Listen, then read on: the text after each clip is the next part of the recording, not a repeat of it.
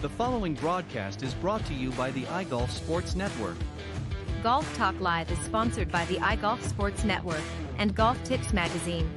Here's Andrew to tell you more about our sponsors. iGolf Sports is a live stream broadcast and media production company providing quality programming designed to attract the golfing enthusiast. And Golf Tips, the game's most in-depth instruction magazine, including reviews on the latest equipment, tips from top teaching professionals, all designed to help you improve from tee to green. Welcome to Golf Talk Live with your host, Ted Odorico. Join Ted each week as he speaks with some of the best in golf. This week's special guest will join us a bit later. But first up is another great discussion on Coach's Corner. So let's introduce tonight's Coach's Corner panel. Good evening, everybody, and welcome to Season 13 of Golf Talk Live. I'm your host, Ted Odorico. Joining me this week on the Coach's Corner panel is my good friend, Jim Endicoot. Also tonight on the show, I'm going to be joined by my co-host and travel expert, Robert Kaufman, alongside this evening's special travel guest, Blake Froling. He is the PGA and general manager of Gamble Sands. A little bit later on the show, I'm going to be joined by my featured guest of the evening, Bobby Steiner, the director of golf instruction at Horseshoe Bay Resort in Texas. So it's going to be a great full-packed show tonight, so you want to make sure you stick around for that. Let me just remind everybody, if you want to watch the show, including all of the previously aired episodes, you just go and visit the iGolf Sports YouTube channel or visit on Spotify.com. Don't forget to subscribe when you're there. You can listen to the audio version as well on Spreaker.com or basically wherever you listen to podcasts. And don't forget, as I said, to subscribe to the channels iGolf Sports and get notified of new episodes as they're added each and every week. Also, if you're looking to elevate your game, become a premium member at golftipsmag.com, golftipsmag.com to gain access to our premium content, plus receive special discounts from some of our premium partners and sponsors. We have 3 membership levels to choose from: silver, gold, and platinum. So don't wait. Register today by visiting golftipsmag.com. All right, as I mentioned, we're going to start things off with Coach's Corner, as we always do here Thursday nights. And my good friend Jim Endicoot, he's currently the PGA education faculty member and PGA specialized professional in both teaching and coaching, former Golf Digest School general manager, and a 7-time PGA award winner, including the 2022 North Florida PGA Section Patriot Award and 2 North Florida PGA Youth Development Awards. And he's also a Golf Tips Magazine Top 25 instructor and contributor. So, Jim, welcome to the show. Thank you, Ted. Great to be here. I'm looking forward to this show tonight. Yeah, I'm excited to have you as well. Always enjoy our conversations. And now that I've hopefully untied my tongue, we'll get into a good discussion. I'll tell you, it's a lot to read off every week, so it gets to you sometimes, but we'll get it nailed down. So what we're going to talk about tonight here is we're going to talk about distance control. This is something we really haven't covered. We're going to get into a lot of different specific things, so I thought this would be a good topic since it's just going to be you and I tonight on the panel. So distance control with irons particularly is crucial if you want to become a good scorer or a better player of the game. Obviously, it involves understanding how far each iron goes and making adjustments based on the course conditions and obviously your desired outcome. So some techniques we're going to cover is going to be, choking down on the club as an example, maybe controlling swing speed and practicing with maybe different swing lengths. We'll talk about that and how they can benefit and help you to dial in on your numbers. And this is really what we're going to try to do tonight, is to help golfers achieve a better distance control of their irons. So let's talk about the first one, sort of in this key techniques, if you will, for distance control. And we're going to talk about choking down. We see a lot of players do that. First off, let's talk about what we're actually meaning by choking down on the club a little bit. And, I'm often reminded, before I get you to respond to that, I'm often reminded of a number of great, particularly wedge players. Tom Kite comes to mind. He talked about this in a video years ago, how he would choke down and it would help him with his distance control. And he was one of the earlier players that played with 4 wedges in his bag. So this was a thing. So what are the benefits? And maybe you're not somebody that really subscribes to that. I want to get your thoughts in general, but how do you feel about choking down on the club? Is it something that is going to help? Is certainly one aspect of helping control club distance? Yes, absolutely. And to understand choking down on the club, let's understand what that means. I've got a club here, and if I take my grip and the hands are all the way up here towards the top, Let me see if I can demonstrate that here. Yeah, I've perfect. got my grip here this way. Choking down on it would be to lower the hands on the golf club so that some of the butt end of that club is going to stick out beyond their hands. And for me, I have found that for about every half inch to an inch, I choke down on the club, it'll adjust the distance of that golf club by approximately 5 yards. Okay. And so you can take it down half an inch, 5 yards, take it down an inch, could be 7 to 8, maybe as much as 10 yards in just changing that. And what happens when you do, in fact, choke down on the golf club, it needs to change your posture. Your posture will bend over just a little bit more this way. And that is going to accommodate that shorter golf club for you. Mm-hmm. And so there is one way that we can adjust the distance. The other way we can adjust that distance in terms of choking down, we can go down in club or up in club. Mm-hmm. If I go up in club and choke down, that would be a way to put us in between clubs. Let's say you are at a yardage that is between, say, your 6-iron and your 7-iron. Mm-hmm. I could take, and if there's a 10-yard gap between there, I could take Mm-hmm. my 6-iron and I could reach down on it by about a half an inch. And that in turn would give me something in between that 6 and 7-iron distance, not changing what I do with the golf swing. I go ahead and execute the golf swing in the same manner that I normally do. I just simply have reached down on the golf club to change that distance. The other thing that it will do for you is it will actually flight the golf ball a little bit lower, because the size of the arc is now going to be a little bit smaller. The overall radius or diameter of that circle becomes a little bit smaller, and that in turn lowers the flight.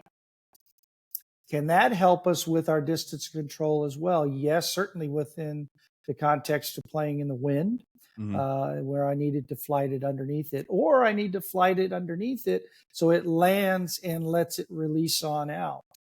So that changing the length of the golf club by choking down does a number of things in terms of the adjustment of the distance.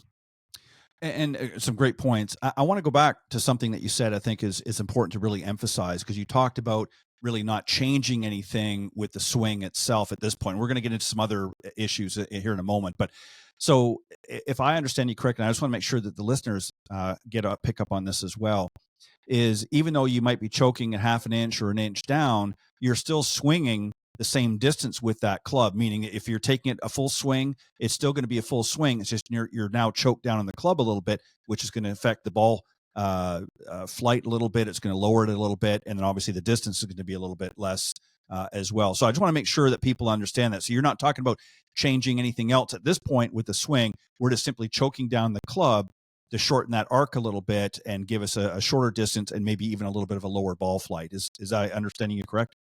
Exactly. If you think about, let's take a particular golf club I have that, let's say, is 36 inches in length, and I choke down on it an inch. Now that golf club effectively is only 35 inches. Right. Thus, the circle that it's working on becomes a little bit more compact. And in doing that, the height of the arc is a little bit less. Mm-hmm. Thus, the flight of the golf ball would come down a little bit as well.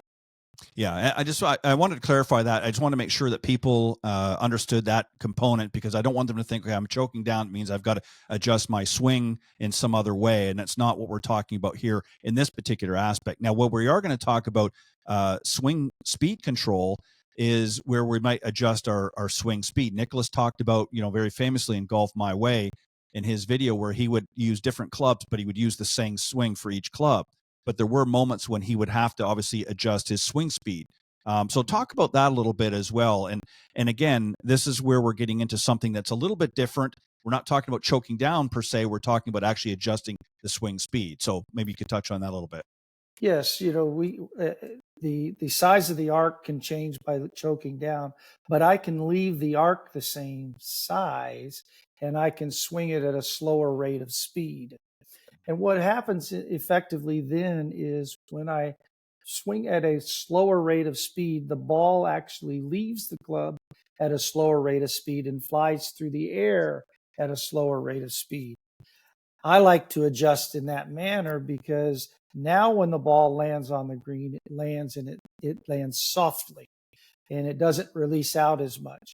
It will also, at a slower rate of speed, it doesn't impart as much backspin on the golf ball. Thus, the ball doesn't go up as much. Again, slower rate of speed, choking down on it, a smaller arc, all tend to make the golf ball go a little bit lower. The slower rate of speed makes the ball speed less, and thus the flight distance is less. Ball speed being how fast does the golf ball come off of the club face when it strikes the golf club. So give us an example of where you might use this scenario. So if you were playing on the golf course, why would you want, I mean, you mentioned some results that are going to happen on the other end of it, but give us an example scenario of where you would want to do this, where you would want to implement and why you would want to do that. Well, I might want to swing at a slower rate of speed if I were going to be going into the wind. Okay. And the reason I say that is the slower rate of speed, as I said earlier, there's a slower backspin rate. And if I'm going into the wind, the slower backspin rate avoids the climbing of the golf ball.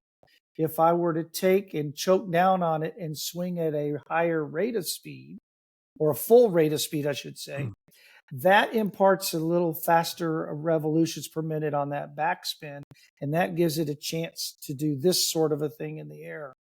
Now, I like the idea of changing distance by choking down if I am flighting the golf ball where the wind is left to right or right to left. I want a very compact and tight revolution of that golf ball so that the wind coming these two different directions doesn't affect the flight of the golf ball direction. Right. Whereas if I give it that high rate of speed by swinging fast with a choked down golf club, now it has a chance, if I'm going into the wind, to do this more and Gotcha. to climb up into the air, and it may balloon and end up shorter than I wanted it to be. So I like the slower rate of speed by the slower rate of speed of the golf swing causing a slower rate of speed of the backspin on the golf ball. Gotcha. Makes perfect sense. The other thing that I wanted to get you to talk about a little bit too, but I'm going to ask you this one first, and I'm going to come back because I got a follow-up question really with all three. The other one that we want to talk about for controlling distance is the actual swing length. You know, we've often heard about this, halfway back, halfway through, 3/4 back, this sort of thing. Dave Pelz was very famous about talking about that. And there's a couple of different variables that I want to address here. And again, I'm not going to suggest that one is any better than the other. Some people have sort of adopted the philosophy, however far you're taking it back, that's how far you should take it in the follow through. Others feel, if you're going halfway back, you should still finish your follow through to complete swing. So I want to get your thoughts on that as well. But how do you best, I guess, when you're teaching your students, how do you best incorporate when they've got to make adjustments to the length of their swing now, how they go about doing that? Well, I like to talk about in executing a golf shot, there's methods in which we address the golf ball that give us the ability to change what the flight of the golf ball is. And I go to a lot of the discussion of things that we do in short game that help us with this. For example, we can hit our golf ball with a shot that is my normal stock loft on the golf club, full swing. Good lie, there's our full swing stock shot. I could then play a shot where I narrow my stance slightly, which changes a little bit of my rotation, which changes a little bit of the length of the golf swing. And this, in essence, is what I would call in the short game a pitch shot. Now, I can pitch the golf ball with a 6 or 7 iron. The ball's just not going to go as far because of the limited stance. There's a limited amount of body rotation, and it limits my golf swing. without me creating a change in that swing. The stance does it for me. Now, in order to adjust that flight in the size of the swing, I would be working towards that idea of pitching. If I'm pitching it around the green, I have a high lofted club. I change the length of the backswing and I change the length of the through swing. Now, if I do in fact change the length, let's call it halfway back and halfway through, that's going to produce a flight that's shorter, but also lower. Again, Right. when the size of the arc gets smaller, when the arc is lower in the backswing and through swing, the flight's lower. Now, if I want to hit a shot that's shorter but still has trajectory, now I might be one that takes it halfway back, but I would finish up and over my shoulders with a more full follow through. Right. So the trajectory of the golf shot is going to dictate the type of the golf swing in terms of size. So small back in through, lower flight. Small back full through, higher flight. Longer back, finish lower, even lower flight. So Gotcha. it changes the trajectory while you're trying to adjust the distance.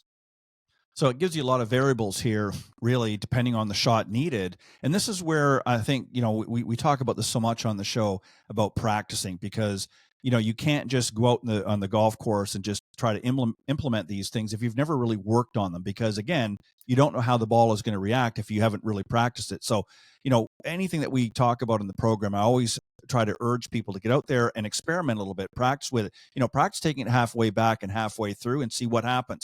Then take it halfway back and then finish, as you say, a full swing or more fuller finish, if you will, and see how the ball reacts to that. And then conversely, as you just touched on there, is maybe a little bit more of a backswing and a shorter follow through, and see how that affects the ball flight and conditions as well. And I think when you do that, it gives you a little bit bigger repertoire to work with, so that, again, depending on the scenario, whether it's maybe wind in your face or maybe wind coming from either left or right or even behind you, can dictate how you're going to handle that shot. And, a lot of people don't think of these things. And this brings me to what I wanted to ask you, now that we've had a few of them under our belt here. Can we adapt more than one of these? Now, there's others that we're going to talk about, but for instance, can we choke down and adjust the swing speed, or can we choke down and adjust the length, or can we do maybe all three that we've discussed? Is there opportunities to do that, or are we getting it too confusing? And the reason I ask that is because somebody might get out there and say, well, I need to choke down, but at the same time, I don't really need a full swing. So can I adjust, accordingly to some of the other topics we covered? So give us your thoughts here and how would be the best way to handle that. And before I get to that, I want to back up just a moment. When I'm saying the size of the golf swing, the primary change in that distance has to do with the arm action. Right. The body rotation is very much the same, whether it's a halfway back or halfway through, halfway back all the way through. That's the size of the arm swing. But to take and combine or mold these together, 100%, there's definitely those needs as we get better and better. And by all means, as you were saying, are we making it too complex? We have to be sure as a player that we are checking our skill set. Right. Does our skill set fit what I'm trying to do? Is it better for me to simply change my tool to change the distance my golf ball goes? Right. And at a certain skill level, that is by all means the only way I would go about it. I would change from a 7-iron and reach down on it an inch and make my normal full swing. But as my skill level gets better and I have better control of the club head, now I get into the idea of changing the distance of the golf shot or the golf swing and the size of that golf swing and the pace of it. And I think I would say in an order or a hierarchy is the newer player, the lesser skilled player, simply change the tool. choke down on it, full swing. As we get better, we can change choke down and change size of swing. Right. And the last one would be changing the pace of the swing. Right. I think that requires the most skill and most control. And when I say understanding the club head, is understanding this part here and how it works and how you are able to swing it. Right. And that takes a lot of practice, as you said.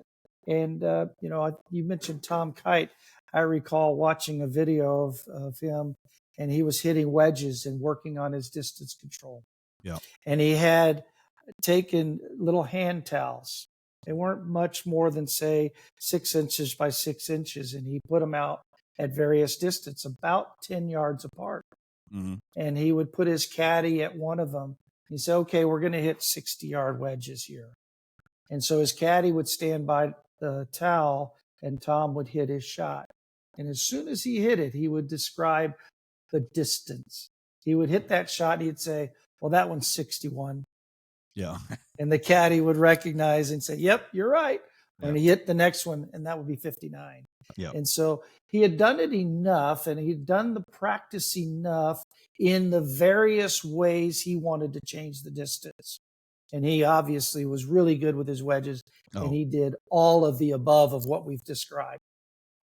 Yeah, I mentioned him for a specific reason, because we might have been watching the same video. I mean, he's done a few of them over the years, especially earlier in his career. But I always find it interesting when you listen to players and how they talk about why they do certain things and how it affects the ball flight and how it affects us. And again, for our average high handicapper, some of these things maybe they're not going to incorporate, as you suggest, right away until they get to be a little bit more proficient player. Maybe they're going to start, as you said, with just choking down or changing the club, using a different club or something, but taking the same swing. So there's a lot of variables that can come into this play. And again, it depends on your skill level, how you're going to adapt to these. Another one I want to talk about is, again, this can assist in helping as well, and that is ball position. Typically we have maybe a ball position that we're using for our normal ball flights and our normal shots. But when we're getting into, some of these shots where we need to control distance, ball position comes into effect. So talk about that a little bit as well. Explain how that plays a role in distance control. Yes, and I think when we get into ball position, what we're really getting into is the adjustment of the loft of the golf club. Mm-hmm. And particularly with a wedge, is as I move the ball further forward in my stance. And I like to use an example of establishing the ball position based on when I aim my golf club. I'm going to pull one up here. Sure. When I aim my golf club with the correct loft, such as I have here, I'm holding a 7-iron here. If I aim that golf club with the correct loft, the way the shaft of the club comes out of that golf club is indicative of how that golf club will perform. Right. And what I mean by that is when I put down a wedge, the shaft of the golf club has a little more lean there. Mm-hmm. And I always want a reference of where the shaft of the club or the butt end of the club points relative to the body. And that reference is always the same. For me, the reference of where this points on my body is about an inch towards my lead side of the center of my body. Mm-hmm. And I use it there for all of my golf clubs. Right. Now, if I were to take and make this 7-iron have additional loft, mm-hmm. you can see how that shaft of the golf club now is leaning towards as a right-handed golfer, towards my right side or away from the target. Mm-hmm. I would adjust myself to stand where this is pointed. And you can see when I stand at that, where that's pointed, the ball would be further forward in my stance. So the positioning of the ball between our feet dictates the loft I'm going to present with the golf club. So if I did that the other way and I said I wanted less loft, now you can see that's pointed over in this area. Therefore, that golf ball would be further back in my stance, and that would change the loft and make it lower. So if I want to change the distance by shortening the distance, I would go towards the additional loft, which in turn has put the ball further forward. Right. And if I wanted to get a little more out of that 7-iron than what it is, I want to try to push it towards the length of my 6-iron, I may take some loft away from it, still standing where this point's in my 1-inch left of center for me as a right-handed golfer, made my 7-iron more loft like a 6-iron, and thus it would go a bit further. So we can adjust the ball position that can change, shortening the distance, and we can change that ball position to increase the distance.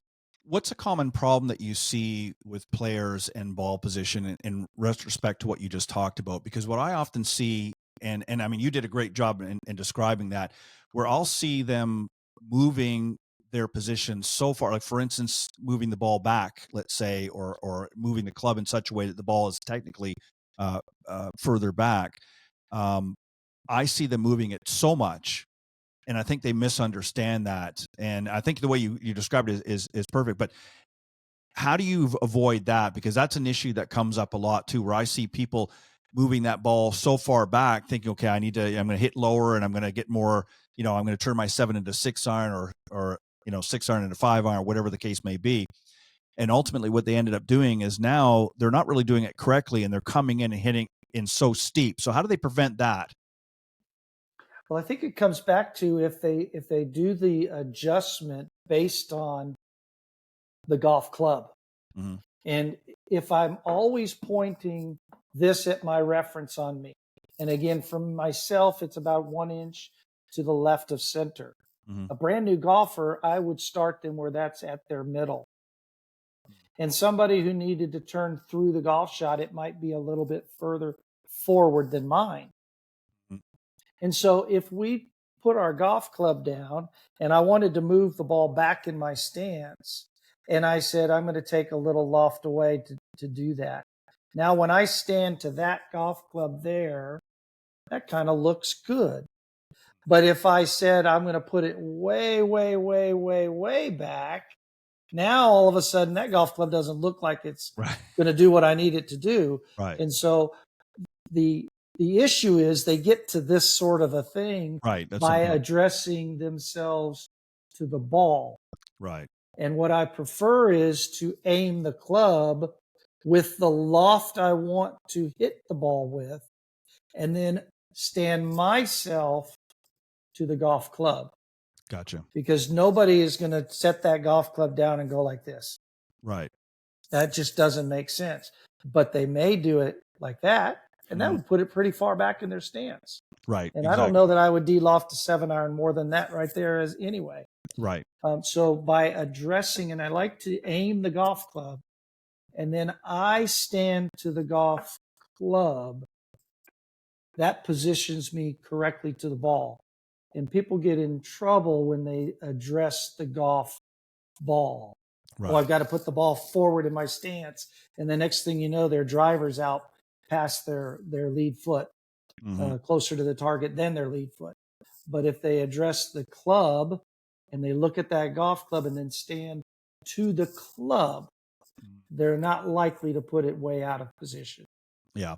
And that's why I wanted you to just touch on that a little bit, because I know that exactly the explanation you just gave is exactly what a lot of amateur golfers do, is they set up to the ball and not to the golf club. And, I wanted you to sort of make that distinction so that people have a better understanding of that.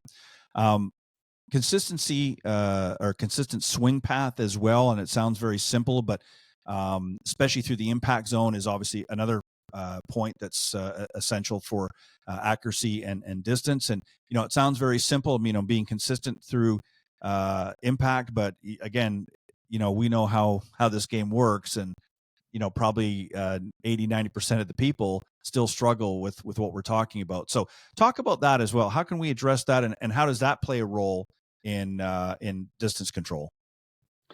Well, we need to apply the golf club with the intended relationship of the face relative to the path. And going back to our normal stock shot, and I suppose if we were a robot, that would mean that the club face, this portion here, would be moving and looking in exactly the same direction. Mm-hmm. And in golf lingo, that would be on a path that I'm going to turn here to the side, is from around me over here Mm-hmm. to around me over here. And in golf language, we would call that from the inside to the inside. And there would be a short time frame where that club face is looking at the target and the club is moving at the target. Right. Let's call that ideal robotic. Now, if I get it coming from the inside and the club face were open to that, Mm-hmm. one, my ball would fly to the right, but that would cause additional loft to the golf club. And the additional loft to the golf club sends ball higher, which in turn sends it shorter. Mm-hmm. In that scenario, it's higher, shorter to the right. Now, if I had it moving from outside to inside, or as a right-handed golfer to the left, I could still apply it with a club face open to that path. Right. And that would have the club moving downward. That path would be moving downward. And with additional loft, ball would go higher. Mm-hmm. Now that's a nicer pair because that ball is going to start over here Mm-hmm. and bend back to the target. Right. That one works pretty good. But the one that's from the in to out, it's added loft as well, but that one's starting right and going further right. Right. So getting the right combination of the face relative to the path is critical. A nice pair, swing it to the left as a right-handed golfer with added loft, ball starts left, curves to the right. If I were swinging to the right and I started to close the face to that path, now that thing's going to do this. And when I'm closing the face, that's taking loft away from it, Mm-hmm. which sends the ball further. Right. So another way to change our distance beyond what we've described is, just as you said there, change the path, but more importantly, change the relationship of the face relative to that path.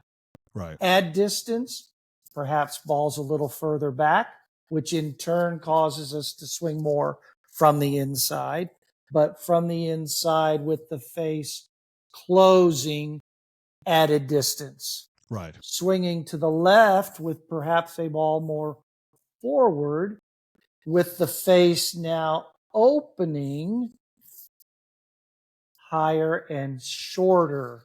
Another way to change that distance.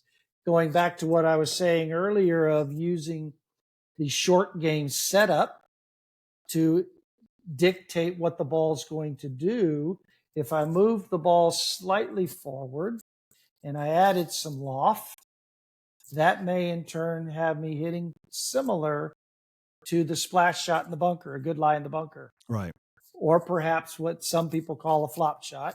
I'm not a fan of that label because that, to me, Yeah. implies failure. Right. So I continue to call it a splash shot. Right. So added loft, change that path, higher, softer, maybe more spin, put it back in your stance, more like chipping, and let that face do that sort of a thing, lower, and it would get more distance as a result of it.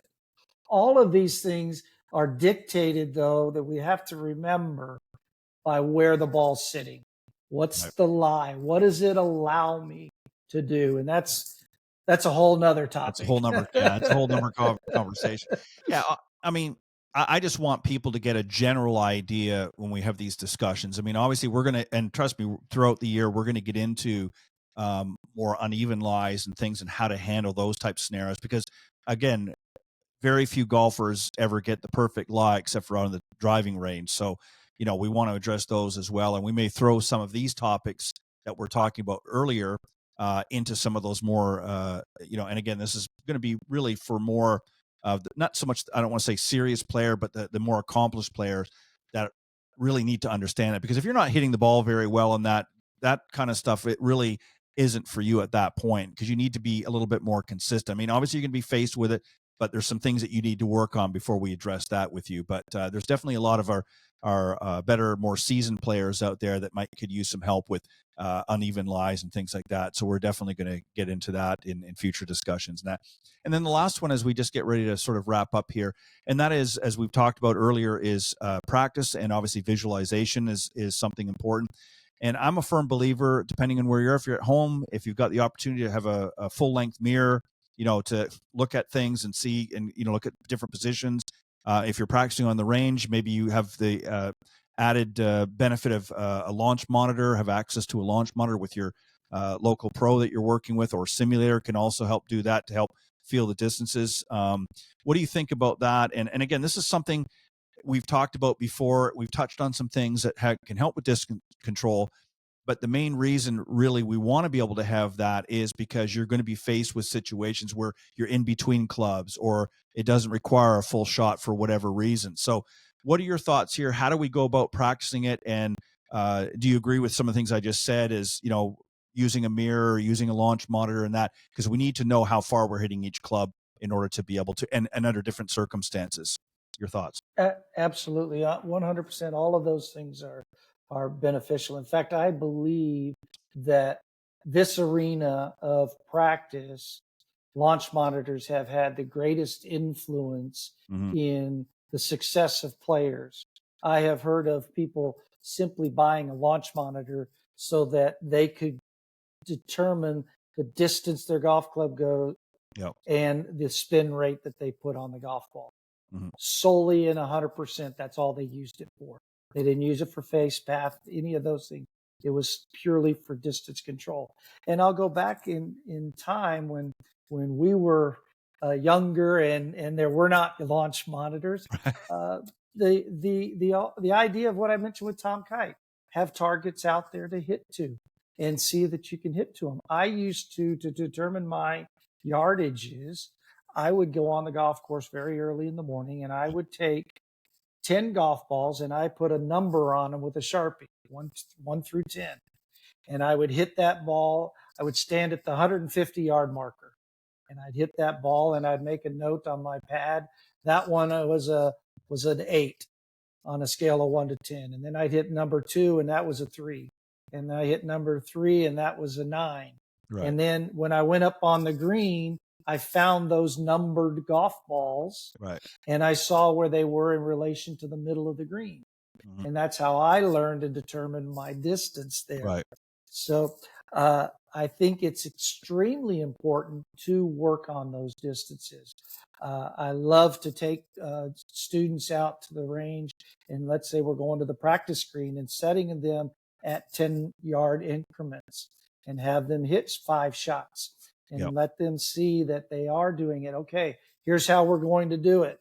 We are at 50 yards, and your skill set and strength, a halfway back, halfway through 58-degree wedge should go that distance. Let's hit 5 shots from here and see how we're doing. And I might hold, if you have someone to practice with, have them take alignment sticks and hold them out there and put them at the level you want the backswing and through swing to go. And then you have to swing under those. And then maybe they take it a little bit further and that sort of thing. So any kind of different things, if you can have a launch monitor, wonderful thing. And there are launch monitors out there that you can purchase for a couple $100 that can give you distance, that can give you spin. And if that's all you need, goodness, you can do a lot of good work with very inexpensive launch monitors to learn that distance. Yeah, there's a lot of, and that's a great point. I was going to mention that as well. I actually have one, but there's a lot of mobile launch monitors now that are very, very effective. Some of them have been out in the market for a while, newer ones coming out and that. And I mean, I strongly encourage people. Again, I'm not asking you to break the bank or anything, but if you practice with a buddy, maybe you guys can chip in, and if you don't want to spend a lot of money, you can chip in together. If you practice a lot together and save some of the costs, and say, hey, we go up to the range all the time together anyways, let's chip in for one of these mobile launch monitors if you don't want to spend too much money. But nowadays the technology, I mean, it's so much more effective than it was. I mean, I did similar to you. I had to shag a lot of my balls with my dad, and we'd get out there and he'd have the shag bag, and of course I was the one shagging, he was the one hitting, but until I Right. got enough that I could hit it with any consistency, and so his was a little easier to shag, but yeah, you had to do whatever you did at that time. But now they have all kinds of technology out there. But yeah, great conversation, and thank you for bringing some of these points out. If you want to give the audience an opportunity to find out if they want to reach out to you, if they've got questions, and or actually, what you might want to do is give them an opportunity to reach out because you've been providing some great videos for our premium members at golftipsmag.com, both in the website and also on our YouTube channel. If they've got some tip ideas that they want you to cover, maybe you can give them some information how they can best contact you and either work with you and maybe give you some tip suggestions as well. Yes, I would love any suggestions. I'm always racking my brain for new ideas for your different opportunities here.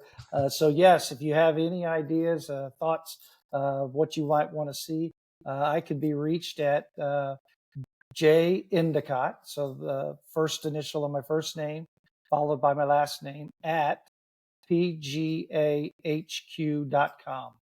And I'd love to hear from anybody with ideas, thoughts, questions that I might be able to answer, elaborate on what we talked about today. As always, Ted, it's a joy to be on the show with you, and I appreciate the opportunity. Well, I love having you on the show. I love having you contributing to Golf Tips as well. I appreciate all that you've done since coming on board a few years ago, and I know we'll continue to do some great work. And for those of you who want to get some good tips on distance control, you can watch the earlier segment that we just finished, that we're just wrapping up a little bit later on. I'll tell you how you can do that at the end of the show, how you can go and get that and hear some great advice from one of the best in the business. But on that note, Jim, thank you very much as always. We're going to take a quick commercial break. When we come back, we're going to initiate our travel segment. My good friend Robert Kaufman is going to be joining me as my special travel guest and host as well.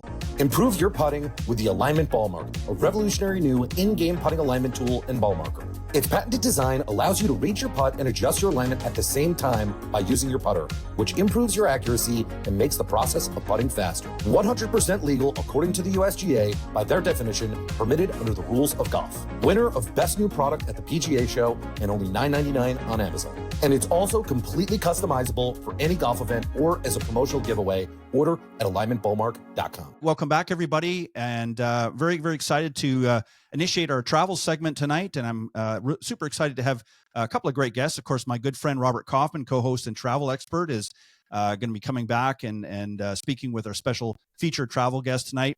And let me tell you a little bit about both. Of course, Robert is an award-winning photographer, golf and travel writer, golf media consultant.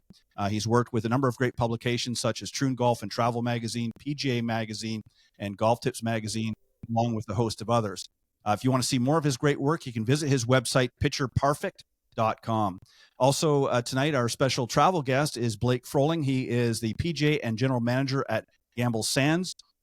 He began his career back in golf when he was just a young lad of about 16, picking up range balls in his earlier days. And after attending the Golf Academy of America back in 2009, he steadily advanced through the associate professional roles across the Pacific Northwest before heading south to San Diego and then Orange County. He served as the director of sales and marketing and revenue manager at Monarch Beach Golf Links, sharpening his expertise in hospitality, branding, and revenue strategy. He now leads as general manager at Gamble Sands, where his background in revenue management and marketing align perfectly with the resort's growth ambitions. So please welcome Blake Froling, and of course, Robert, as always, welcome back, my friend. Thank you, Ted. That's a great intro. Yeah. Not sure where to go from there, but Yeah, thanks, Ted. Yeah, we'll just end the segment right now. That was it. Yeah, that's all our audience needs to know, just about That's us. right. Okay. So what I'm going to do is just for those of you that have tuned in for a while, you know kind of how this segment works. Is I turn it over to my good friend, and he's going to speak with our travel guest, and then he'll prompt me when he's ready for me to come back. And I'm going to stick around, just listen to the conversation, of course. But Robert, I'm going to turn the mic over to you and go ahead. And Blake, again, welcome to the show. No, thank you. Thank you, Ted. Blake, great to see you. And thanks for your time for coming on here. I was excited to get you here because you know I had a chance to visit up there last year, and I was blown away. I wasn't sure where I was going up there for a while, but all of a sudden, boom! It just hits you right in the face. And I'll tell you, I can't wait to get back now that you have the new course open. But first, what I want you to do is like give us a sense of where you're located, because now that I've had a chance to visit, you know, I've come to learn in the spirit of other remote golf destinations like Bandon Dunes, Sand Valley, Streamsong. You know, with the opening of your new course, uh, Gamble Sands is developing into one of the most go-to destinations and putting Central Washington on the map. Yeah, that's right. You called it Central Washington. So yeah, we're in the middle here. We're on this side of the mountains. So we get the desert side of things. So most folks come here thinking the Pacific Northwest and trees and rain, and couldn't be farther from where we're at here. Right. If you didn't know any better, but yeah, about 4 hours east of Seattle and 2.5 hours west of Spokane. So Okay. nothing too crazy, and getting here is part of the adventure. So we Exactly. Yeah. yeah. Yeah. So give us a brief history on really how these courses came about. You've been around. I know Gamble Sands came on the scene a little over a decade ago. You know, but before that, it was all apple orchards and cornfields. So, Yeah, yeah, I mean, there was just sagebrush and sand up here, and who would have thought that sand is good for golf? But they had a different site plan early on, and the family who owns this in resorts kind of plans, and this is, I don't know how you could see this place any different than what it is as a golf resort. So it's amazing to think that there's places like this that still exist in the world that people don't know about until 10 years ago. But it's beautiful up here. And I'm actually glad that you've been up here and have seen it, because pictures don't do it justice. So it's oh, no, not at beautiful. all. Yeah. Yeah. Now you realize how remote you are when you get up there. Because, like I Yeah. said, it took me, I was staying at another area a couple hours away, and I just kept, like everybody, you keep driving and driving, and you're thinking, where is this place? And Yeah, I remember when I came here and interviewed, and that was what I was thinking too. I'm refreshing the GPS, thinking that I'm in the wrong spot, but that's part of this. And I think it's interesting over the last 10, 20 years that that's become almost a good thing, is kind of disconnecting from the world. And you know, when our internet goes out here, it's not that big a deal because people are disconnected anyway. They want to get away. They want to feel like as they're they on should be. vacation. Yeah, yeah. Right, exactly. So the story there, I mean, typically at some of these other course destinations that I mentioned previously, they bring in like a handful of course architects to, you know, provide a variety of different design styles. But here you used one architect, David McClay Kidd, to do both golf courses, now with the new one, Scarecrow, Gamble Sands, uh, and the 14 hole course, which I want to get to in a while. But how did that all evolve? I mean, why one architect? Yeah, I mean, I think it all boils down to trust. You know, the family is been developing land for 100 years and have had multiple different partners and different things. And I think at the end of the day, you know, knowing that David could produce something good, and I think also David originally was a little bit reluctant, but I think from what I can tell over the years, he's always looking to kind of challenge himself. And so I think having him take a crack at this routing again, and I know he'd made one back in 2012 or something of this piece of land, and using what he's learned since then and making tweaks to that routing. But at the end of the day, it came down to trust. I think it was pretty low risk, in my opinion, right? Like, he knows the family, he knows the soil, he knows the topography. He'd already made a routing. The quicksands is good. The team knows each other. All of those things, to me, culminated in kind of a low risk project. And, I don't know if that's the right kind of term or idea, but it would have been, he would have had to try to screw this up, I think, to not have it be as good as it is. Well, he definitely had the portfolio to, support his use there of the design. So no argument there on who you brought in. He's one of the best out there. Yeah, I think an interesting piece of that was important to the whole thing is the family who owns this, as mentioned, does orchards and all those things and has equipment and irrigation things. And so, on our side, we did all that internally. We did the irrigation and the dirt work, and we had the D8 dozers, and they brought in a couple specialty pieces of equipment for bunkering, but that's all stuff that normally they have to facilitate. They have to work with the rental companies and get the people to push the dirt. And in this case, they could kind of say, hey, this is what we're looking to do, and our project manager Tori just makes it happen. So it's wild to watch. Right. So no question, you got the complete package. So let's get into the golf courses. I mean, you've got 3 now. Scarecrow is the brand new one on the block, and it just opened. Like I said earlier, Gamble Sands has been around for about 10 years now, I believe. Yep. And you've got the 14-hole Quicksands, 14-hole par 3 course. So, I mean, is it fair to say they're all in the style of links courses? Is that what the goal was up there? Yeah, absolutely. I mean, the soil lends itself to that, just being so firm and fast. And I think the part that was a little unexpected is how firm and fast it could get, being in this climate with fescue. And I think we've surprised everybody. And the fairways could be the best on the planet. I mean, they're just so good and so firm.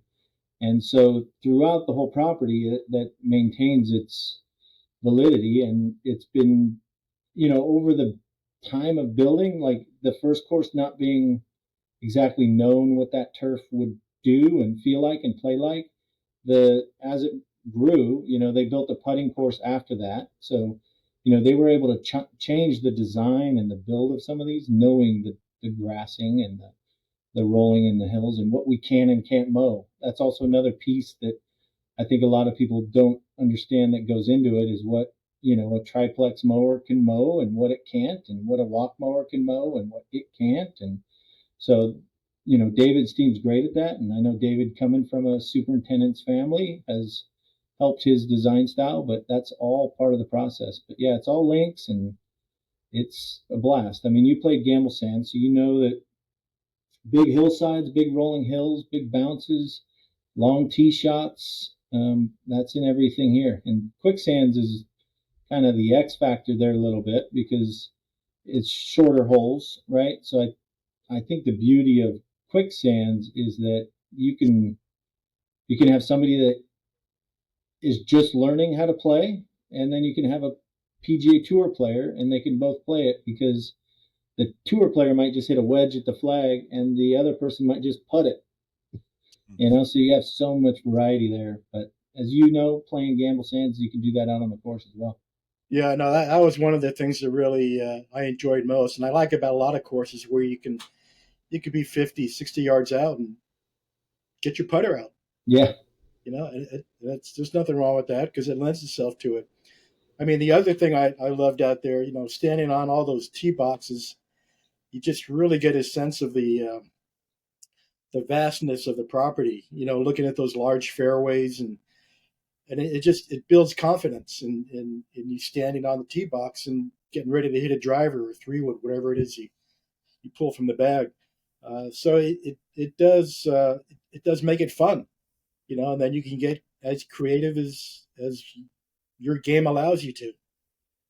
Yeah, my last round I played over at Gamble Sands, I was playing with somebody that has never played there before, and we're sitting on the par 3 10th hole, and it's I think 150 yards back left pin, and there's a slope in front, and there's a hill in back, and me and my other partner standing on the tee like planning out our shot. We're gonna hit a low draw 9-iron. We're gonna roll it up off that hill. It's gonna come down, and we tried that, and we didn't succeed. And then the other guy just hits a pitching wedge at the flag, and is like, "Why didn't you guys just hit it at the flagstick?" And we kind of looked at each other like, "I don't know.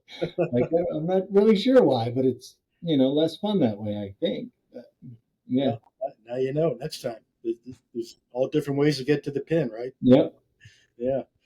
So I guess now the big debate is going to be with the new course. I mean, it's going to be lots of comparisons, obviously. I mean, are they?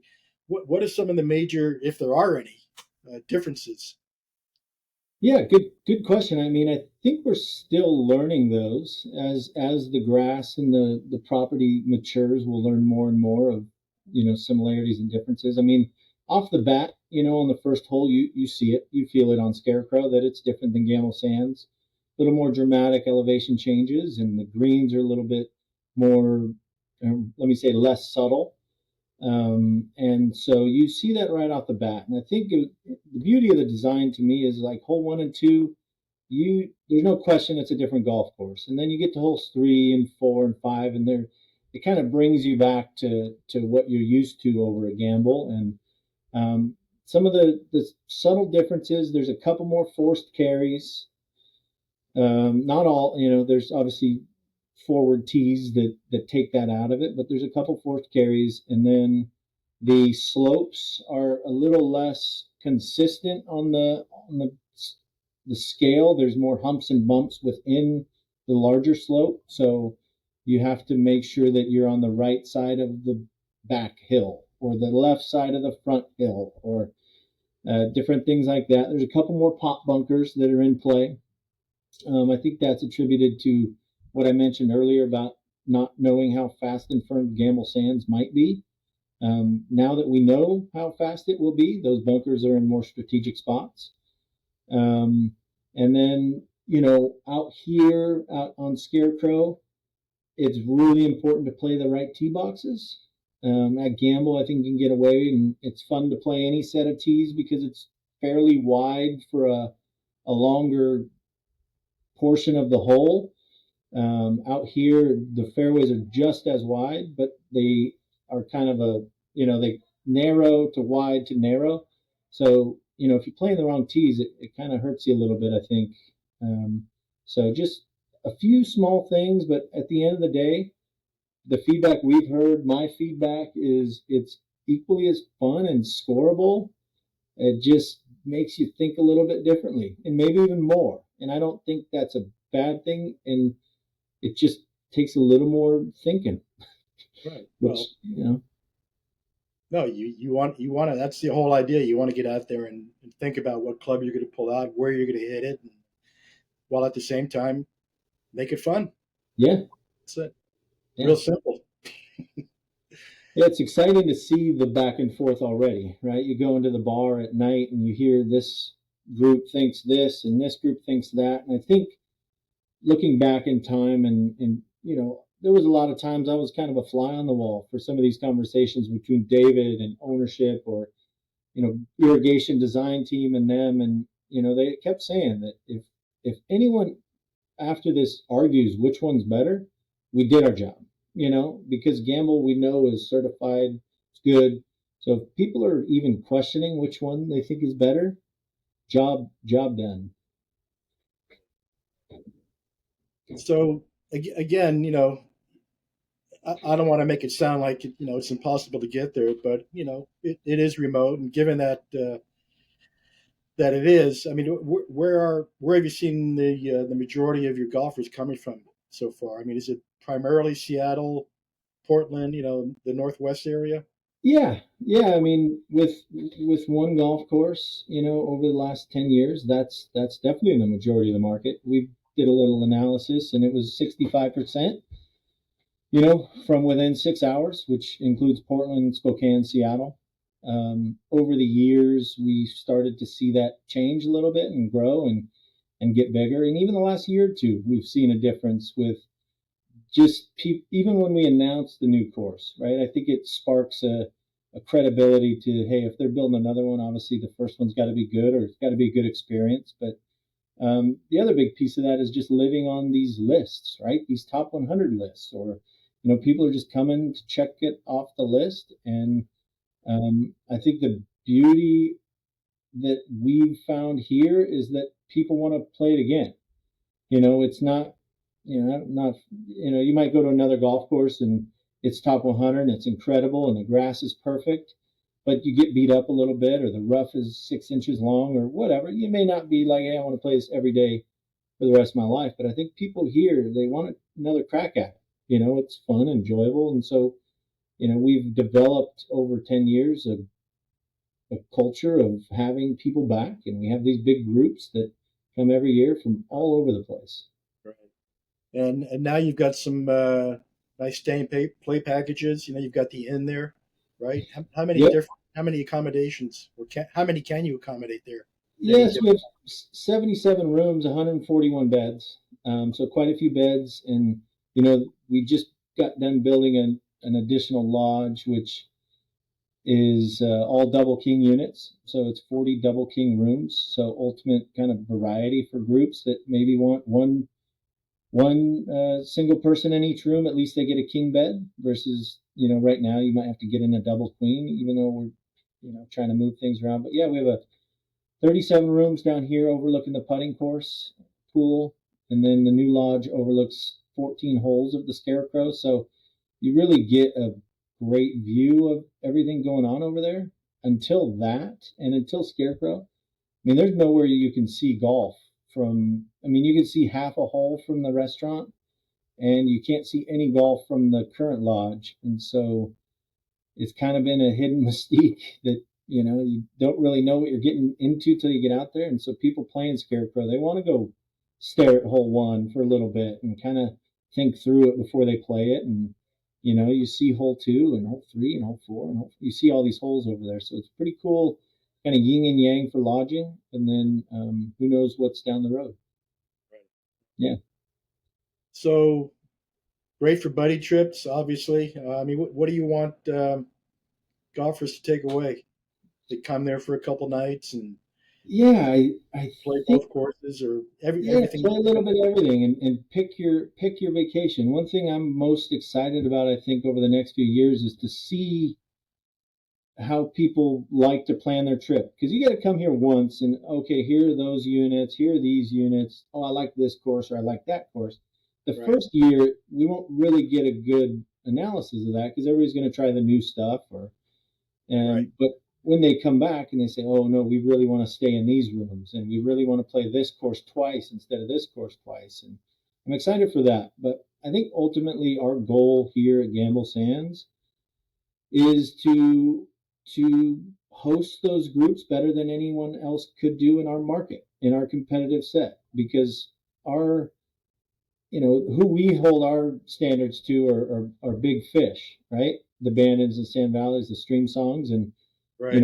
by hosting some events that have been out there, I go out there Bandon every year. So trust me, I love that place. No, I was just up there a couple months ago. Yeah, I mean, it's amazing. But at some point, you kind of just feel like you're a number, working through the system there. And so it's really important to us to have more of a personal experience and make sure that the groups and the group coordinator feel appreciated. It's a lot of work putting together a trip like that. And you're putting down your credit card and you're wrangling all the people and you're doing this and that. So we really try to make sure it's as easy as possible for them. So maybe their group of the 15 guys that came may have had a whatever experience, but the guy who puts it all together, that's the person that you got to make sure has a good time, because their trip can be ruined before they even get here because we didn't charge them the right rate, or we got them this, or we booked them the wrong this. So we really take pride in that. And it's important to me, and I know it's important to our staff. No, that's you're so right. I mean, that's key to today's world of golf travel. So, Ted, you want to jump in? You got anything you want to learn about Gamble Sands? You know what? I think you guys did a great job, but I do have just a couple of thoughts I wanted to share. I think, Blake, what you were saying is exactly right. I think you want to make sure that the person that's really organizing, because I've done that myself. I've had to be the organizer, and I know it can be tough wrangling the guys, and especially getting them to fork up the money. Yep. That's the biggest thing. But you want them to have a good time in that. And I was looking at prior to tonight's show, I was looking on the website, and we're going to give that here in just a second, and just looking at it. And again, if you are somebody that really enjoys and wants to be challenged playing link style courses, I mean, you guys have really hit it out of the park. I mean, it's just absolutely gorgeous properties, and it's just interesting to see how how the architect has taken that landscape and just made it into a beautiful. What I was going to ask you though is because it is very open, but you do have mountains around. What is the wind like there? Do you get? I mean, because you're not coming off, the ocean's not right there, or what have you. But do you get some trade winds coming in at all, or any sort of or is it pretty much you're isolated in around behind the mountains? Yeah, I think people think it probably would be windier than it is. Typically, our wind season, for lack of a better term, would be like mid-April. And then, October 5th through the 30th. Sure, every now and then something will pop up and coming through here, but we're in kind of a weird zone where we're up above the river, and so some things pass us. But in general, our weather here is awesome. I mean, obviously going to Scotland, Ireland, Bandon, Sand Valley, everyone's got seasons and different things, but for the most part, we're 90 degrees from May 31st to September 30th, and you're not going to have an issue with a lot of weather. Yeah. And it's fun. So you're good all year round. Yeah, it's pretty good all year round. Not a lot of precipitation. Yeah, that's nice too. A lot of people, like that consistency too, so that you're not having to sort of be pigeonholed into a very short season like that. Yeah. And that's good. And it sounds like to me from what you just said, it's more early spring and maybe later fall that you might get some wind here, but other than that, it's pretty much perfect conditions. Yeah. And so the website is gamblesands.com, and if somebody wants to book, you've got a great team up there that's going to be able to help put a package together for them and show them a really good time. And I know, Robert, as you said, you had a great time when you went up there, and I'm sure you're going to go back now that you've got some more other golf opportunities to play, and maybe you'll do better on that par 3 he talked about earlier. So, and Blake, you got to get out there, practice. But I want to thank you for coming on and explaining a little bit about Gamble Sands. And I think the best thing for people to do is to go to their website, do a little exploration yourself, reach out to the folks there at Gamble Sands, and have a conversation. They'll set you up right with a great buddy trip, or even if it's a couple that wants to get out there and just play some golf together. But go to gamblesands.com to get all the information there. Blake and of course, Robert, thank you very much for joining me.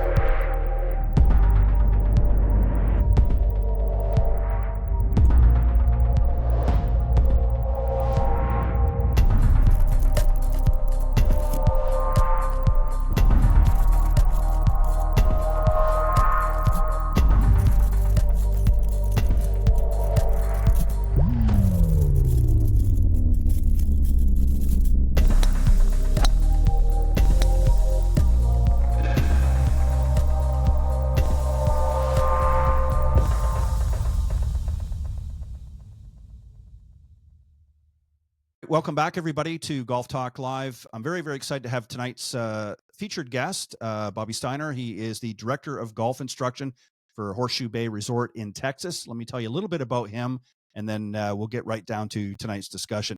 So as I mentioned, he is the Director of Golf Instruction for Horseshoe Bay Resort, and he has had an incredible career as a golf instructor. He began his career back in '96 in Asheville, North Carolina. Then in 1999, Bobby moved to Palm Springs, California to serve as head teaching professional at the Westin Mission Hills Resort, Gary Player signature course. Bobby spent nearly 2 decades at the Westin, working one-on-one with thousands of golfers of all levels and thousands more through Golf Digest and the ESPN Golf Schools. And as I mentioned, he's currently the director of golf instruction at Horseshoe Bay Resort in Texas, where his knowledge of the game is as evident as the passion for as his passion for teaching. So, Bobby, welcome to Golf Talk Live. Yeah, so glad to be here. Thanks for having me. I appreciate it. We have had, obviously, Horseshoe has been on the show. We've had some guests before from here, but we have not had you on here. And I'm really, really excited because as a fellow teach professional, I've always liked to pick their brains. I think it's always good to get a little bit. So let me start this off. I think the simplest way is we get a little bit of understanding of your professional career and where things sort of started. But when was your first recollection? When did you first sort of take up the game as a youngster, or what age were you when you first learned to play golf? No, I came on pretty late as aspiring teaching professionals go. I was 20 before I ever touched a club. So wow. I'm unique in that I remember as an adult shooting over 100. And I put down the entire world and decided I was going to become a golf professional. And, you don't get a lot of support whenever you're quit college and you're telling everybody you're going to be a golf pro and you can't break 100 yet. But I waited tables at night and I played golf all day. I was the first person on the golf course, and if I didn't have to work that night, I'd be the last person to leave. I did that for 8 years until I took my player ability test. Passed that, I got in the PGA program and started teaching, and that's in '96. So it's been a great journey. It's been I just can't imagine doing anything else, and I'm so glad that I dropped the rest of the world for golf. What is it about the game that, I mean, we always hear, and it's sort of cliche, I guess, a little bit. We always hear, you hit that one beautiful shot and it just brings everybody back. But what was it for you about the game that really appealed to you? I mean, obviously you're in the profession now, but when you first started playing the game, as well as I do, it can be pretty darn frustrating for a lot of folks out there. But what was it about the game that really appealed to you? What was the challenge of it? What was it that just sort of spoke to you and said, I want to be a part of this? I couldn't believe how exceedingly difficult it was. It's and here's the thing about golf that's different than every other game. It seems to me is the contrast, the difference between your best shot and your worst shot. If someone's teaching you to do a back flip off the high dive, the first time you do it from that point forward, you can always do it. But just because you make a 6-foot putt today has no bearing whatsoever on the next 6-footer. And so it's maddening, but that's what makes the good shots so rewarding. Is just because right around the corner, there's no guarantee after 17 great holes that the next hole won't be absolutely disgraceful. And so one must always be on the lookout for oneself and be ready to play and bring it in. One little lapse in concentration is enough to lead to utter rout.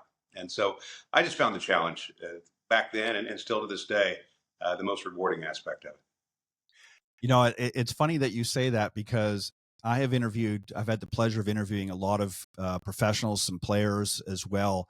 And I don't think I've ever heard anybody describe it as eloquently as you just did right now of exactly what people experience playing this game, because you're right. You can make that 6-foot putt and you're thinking, wow, I'm just, this is great. And the next day, you can't make a 3-foot putt. And you're saying, well, what happened to the guy that was, out the golf course yesterday? Same thing, with your, shots off the tee. You get up to the first tee in day one and you're having a great time and you're hitting some good drives. And then all of a sudden, 3 or 4 holes down, the wheels fall off the bus and you can't seem to put anything together. So it can be maddening, but it again, not to sound cliche, but that one good putt or that one good shot off the tee is enough to bring a lot of people back. And some people find it on the range, some people find it on the golf course, but nevertheless, we wouldn't be in business if they didn't. So it makes it interesting. Yeah, I didn't mention, and I want to bring this out a little bit more about you, and then we're going to get into obviously Horseshoe and that as well. But you've authored 4 books, and I want you to talk a little bit about that. And then you're also the creator of the Perfect Swing Tempo Tuner training system. I want you to talk a little bit about that. I think it's always important, when I have fellow professionals on that have work to make this game easier for the rest of us out there. I wanted to give you a chance to talk and brag a little bit about that if you want. So talk about the books. What are the books about?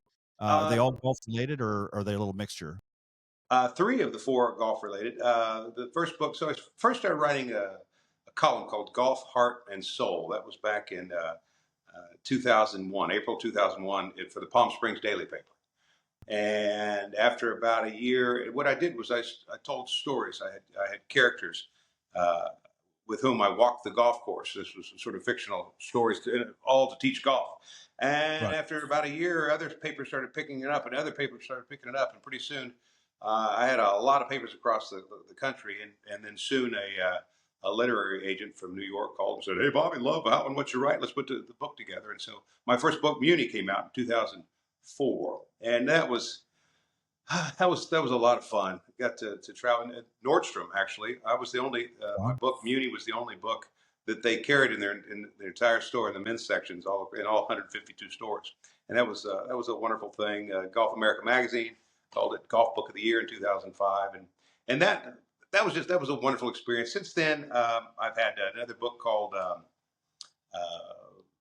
Let's see. It's the this is I subtitled it It's called My Little Book of Practice Games, subtitled Short Game Mastery, and it's basically it's a handbook on how to with 20 different practice games and a score sheet that goes with that. But also got another book called The Little Book of the Big Success, and it's a takeoff of it's motivational speech that I first gave here at Horseshoe Bay Resort back in in 2019. And since has grown, and that's been a fun book too. But it's more inspirational. I think whenever COVID hit, in particular, we were all a little bit restricted in what we could do. That served as a real inspiration to branch out a little bit. But golf is my thing, and in terms of the perfect swing tempo system, it became clear to me a long time ago that you've got to get a hold of yourself and putting a confident, relaxed swing on a golf ball before anything else will ever work. All the mechanics in the world, all the understanding of mechanics and the rudiments of form do you no good whatsoever if you don't have the ability to relax, if you can't make a good, confident swing, the mark of which is a balanced, relaxed finish. And so that the perfect swing tempo system is all about kind of teaching a little bit in reverse. And that is, hey, let's start with a relaxed, balanced finish. I'll never forget Jackie Burke Jr., who just passed away last year, at age 100. In his book, he talked about the need. He said if you brought up different people like Ernie Els and Fred Couples and Gene Littler from way back when, and ask what phrase comes to mind when you think of these type players. Well, most people say, oh, tempo or rhythm or this or that, but rarely will they say balanced. And he's saying, and his argument was, and I think it's great, is that you get rhythm and tempo by being committed to balance. If you're balanced, perfectly balanced, and that is completely balanced and relaxed at your finish, then the tempo, the rhythm is something you'll get for free. And so that's been a real rewarding thing and an eye-opener for a lot of people to find out that they can hit the ball farther in many cases by simply relaxing and learning to allow the club to swing. And I think something that we've learned in the business here in the last probably decade or so is that the swings are different for everybody. We've started to have a better understanding that, no one swing fits all. I mean, obviously there's certain components of the golf swing, club face at impact and that sort of thing that are consistent with even the best players. I mean, you look at somebody like Lee Trevino, you mentioned a couple, Ernie Els and Freddie Couples. You look, again, their swings are somewhat different. Freddie and Ernie have a much more relaxed and sort of smooth approach. Lee had a little bit different, an awkward approach to the game, but they all had the same core fundamentals were the same. How do you as a professional recognize from player to player, and I'm talking about amateur players, forget the pros for right now, but amateur players, how do you recognize, okay, this is not going to work for you, but this is going to work for you? How do you differentiate? What do you look for first, I guess, is the best way to approach that?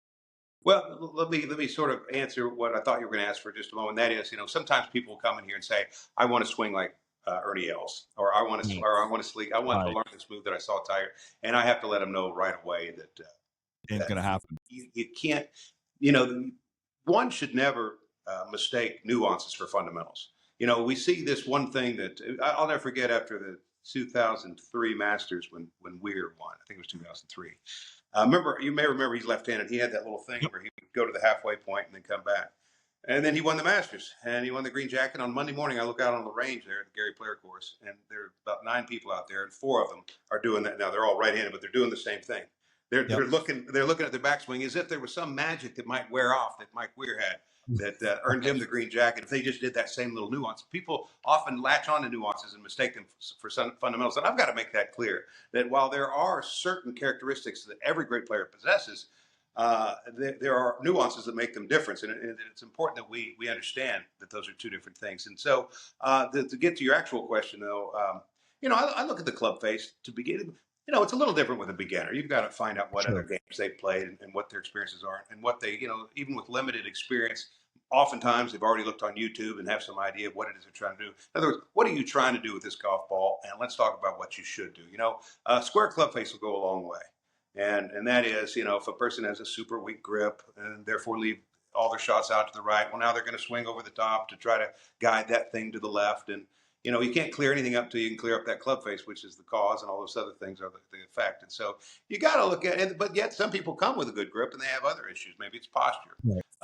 Oftentimes people think they're lined up at the target. They're lined, 30 yards to the right. Well, that's going, the danger there is not that they're going to hit it 30 yards right. The danger is they're going to find a way to get it back to the hole. And therefore, develop a swing that's just as flawed as their setup. And so, it's case by case, but it is a puzzle that I never tire of putting together. I mean, it's a 1-hour thing where I've got them in here. Now I'm in we've got our indoor studio. I've got TrackMan. I've got all these things. Now they can see themselves. For 25 years, I taught without that. And so you've got to be a pretty good salesman when you don't have video. And what I mean by that is most people can't feel what it is you're telling them and identifying as their swing fault.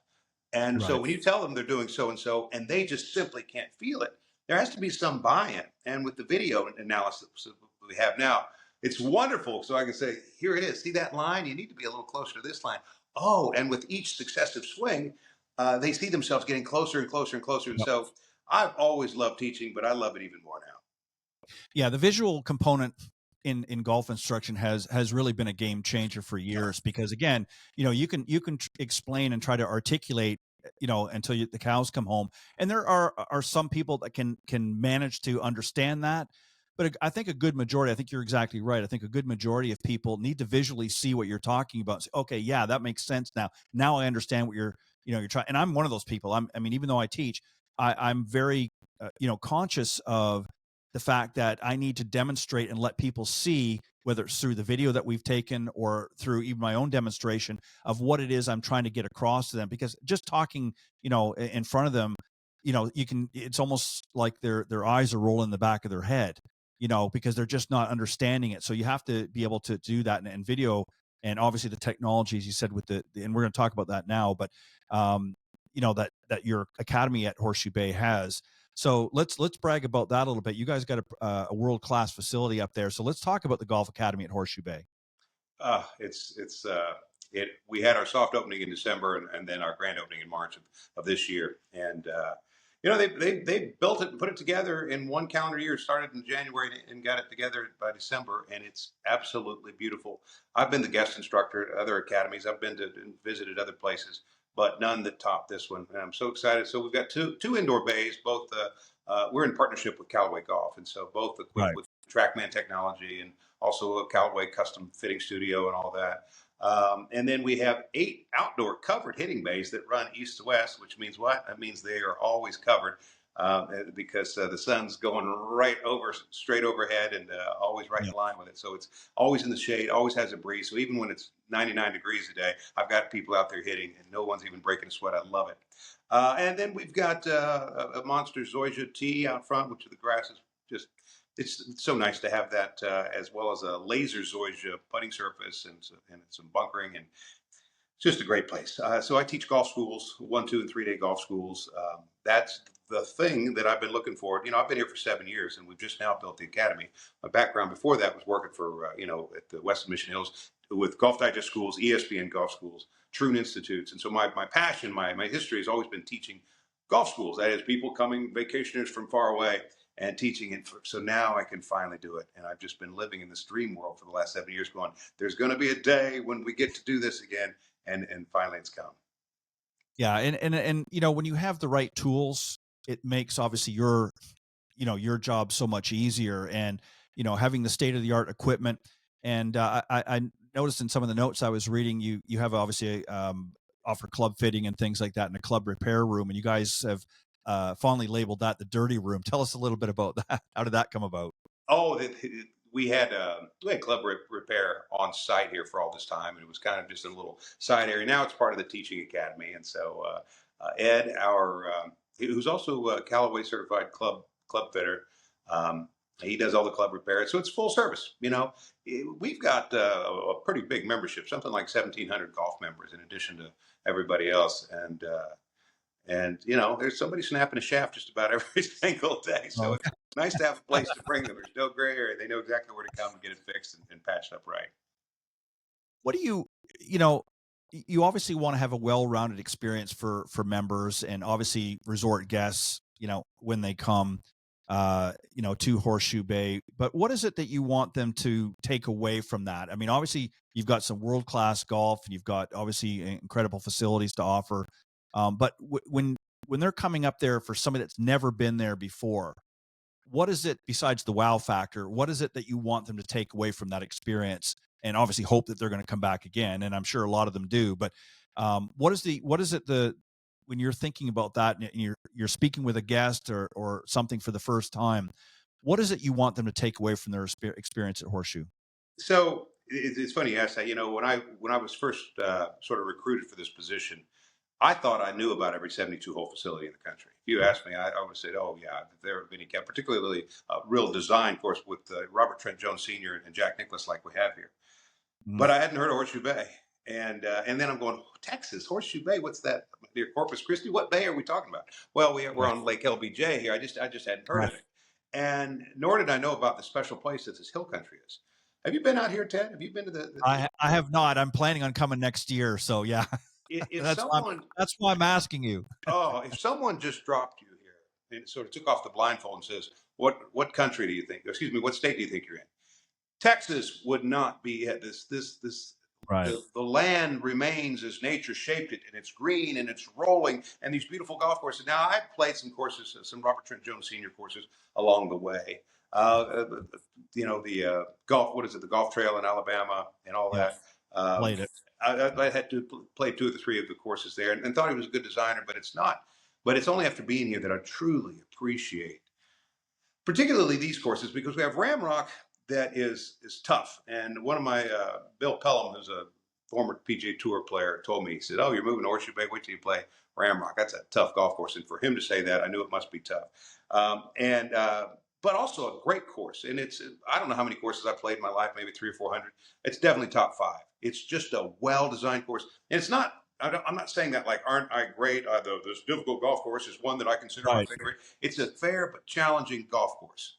And then Apple Rock, which is picturesque. If someone just dropped you there and you really didn't look at maybe some of the architecture of the home, you would think you were probably in the Shenandoah Valley or maybe the mountains of North Carolina, something like that. It's just, it's green and rolling and hilly, and these elevated tee shots and elevated greens and valleys. I mean, it's just absolutely beautiful here in the hill country of Texas. And then Slick Rock, which is the 3rd Robert Trent Jones Sr. course, it offsets the other 2. It's 1973 is when it opened, and it's only 6,600 yards, and it just doesn't have the teeth of the other 2, but it's still beautiful. And if someone's played here a long time and they say, you say, "What's your best score here?" and they tell you what their best score, you will assume they probably shot that at Slick Rock, because it's just the easiest of the 3, the most user friendly, I suppose.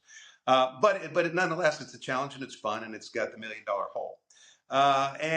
So beyond that, the other thing, and this speaks to your bigger question about, what do I want people to see? When they leave here, they go, what? You had a great experience at Horseshoe Bay. What was it? Well, was it the golf? Yeah, the golf was great, but it wasn't just that. Well, what was it? The marina? Oh, the marina was fun. We went out on jet skis. We spent time on the beach. That was great too, but that's not it. Well, was it the restaurants? Oh, the restaurants were great. We had a different dining experience every night. All kinds of international cuisine. Great. But that's not it either. Well, what was it then? Well, once at the resort, we were treated like the equal of kings. And that is that we mattered, and they showed us the Southern hospitality, and that's how they made their mark. And so, yes, we've got all these wonderful amenities, but people remember the experience and how they're treated. There really is a thing to this Southern hospitality that people are shown in Texas and in the South at large. But it's that sort of thing, and I love it because when people come back and they say, well, I know you saw us last year, but you're going to see us every year because we just haven't found a place like this. Talk about, and that's an excellent point, because there's a lot of people who probably don't fully appreciate how important the staff, how important the support teams are, and not just for the golf but for the other amenities that the resort offer. And you really sort of laid that out quite well, and that is that it's not just the facility, it's not just the amenities, it's how you're treated, how people welcome you when you're coming into the resort, how they're making sure your needs are met. And that's something that you've been able to experience now for a number of years. And from a golf experience, again, people want to, they're coming there to play. They're going to be challenged, whether they're playing Slick Rock or they're playing Ramrock or what have you. And there's going to be a challenge for everybody, which is important. You want to have that diversity and challenge so that there's some for the less accomplished golfers that maybe need a little bit easier course to play, and then there's those that really want to test their mettle out there. How important is that you want to make sure your staff that you have there in the golf side of things make sure that they're making the most out of that experience for the customer? This is the phrase that I use with the guys who work for me here at the Golf Academy is, guys, you have an opportunity all day long to make the moment. And that is, you're standing there with somebody, maybe both of you are waiting for a bay to come open or something, but there can be something that you do that makes this individual's moment. Maybe it's ask them where they're from, what kind of golf experiences they've had, where they've been, what they've done, why they're here. And suddenly that 2.5 minutes that they had to wait for something flies by, and they're excited because they got to speak to somebody who could have just remained silent. You both could have waited, doing absolutely nothing except a little bit of thumb twiddling. So anytime we can make someone's moment, make the moment for someone, it's meaningful, and it carries long beyond this moment. And once the staff sees that and feels that, and it's contagious. Giving good service and going out of your way for somebody and seeing the look on the person's face is something that once you experience that, you really want to feel that all the time. And this is home for all of us. And so I have to remind the guys, hey, it's not home for them. They've been thinking about this for 8 months since they booked this vacation. Pour it on, guys. Pour it on and show them that same level of excitement that you had the first time you came here. And then you'll be right on the mark. What would you say, and I'm not necessarily looking for a percentage, but I'm just trying to get, for the people that are going to be tuning into this, that give them an idea of sort of the diversity. A lot of golf vacations, golf was typically always sort of the buddy trips, but now you're seeing more couples, more families. Would you say that Horseshoe, since the 7 years that you've been there, that you're seeing more families coming now, and not just so much, I'm not saying there aren't still buddy trips. Are you seeing an increase in that, or is it pretty much the same? Or is it the other way around? Are you seeing more buddy trips as opposed to family? Because obviously you have a lot of amenities there. You touched on a few, and we could talk about some more. But where are you seeing the biggest growth, I guess, is the question I'm asking. I see it in the family trips. This is a place, because we're 4 hours to Houston, or a little less, depending on where you are in Houston. Less than 4 hours to Dallas, 3.5 hours to Fort Worth, an hour and a half from San Antonio, 1 hour to Austin. There are a lot of places that you don't have to get on from that you don't have to get on an airplane to come here. And so that's great for families. Hey, let's get in the car and let's go. Mom, you're in the spa. Kids, you're in the kids club. We got a great kids club. The kids enjoy it. And they can be there for hours and hours each day, while the parents either go golf, or one goes to the spa and the other play golf, whatever. And all, plus the marina and the pool, and right. It's just we've got a floating pool, one of only one in, I don't know, North America or something like that. It's amazing. And so there's just so much here for the family to do. And so I'm sure of that it's more family oriented, but that didn't happen by accident. Those in charge here, those who do, have made this place a much bigger family destination. When you do that, you don't have to cut into the golf. The golf is still great. Yeah. And I think, again, offering a lot of things like that, like the water sports, water activities. You know, you mentioned some fine dining and that some great dining experiences. You know, and again, the fact that you're literally a short distance from so many major centers in Texas makes it an ideal spot to come, whether it's for a weekend or whether it's for, you know, a family vacation for the summer, what have you. Makes it so that it's, hey, we can just hop in the car and go. It's not that far of a drive. And even if you do want to fly, it's a short flight, you know, to come in there and you know, so again, there's a lot of diversity, a lot of options there. I want to go back to the academy a little bit because you mentioned this, and I want to get you to talk a little bit about this. You said early on that you really enjoy and have enjoyed doing golf schools. Mm-hmm. So tell us a little bit about the golf schools. You have, I think you said 1 and 2 and 3 day schools. Is that correct? Yes, 1, 2, and 3 day schools. So when I started back with the Troon Golf Institute back in the late '90s, we would do 4 hours of instruction in the morning, and then you break for lunch, and then you do 2 hours, a 9-hole playing lesson with them, and then they, you know, and then a recap and all this sort of stuff. Well, since then, it's become clear to me that that's just too much for some people. They'd like to get some instruction, but one can only internalize so much. There's so many, you know, there's so many, only so many hours in a day. And so what I've created here has been a golf school where we do 2 hours in the morning, break for lunch, and then we do a 9-hole playing lesson every single afternoon. And so that's either 1, 2, or 3 day. You know, on day one, we do putting and chipping in full swing. That's all with video analysis, of course.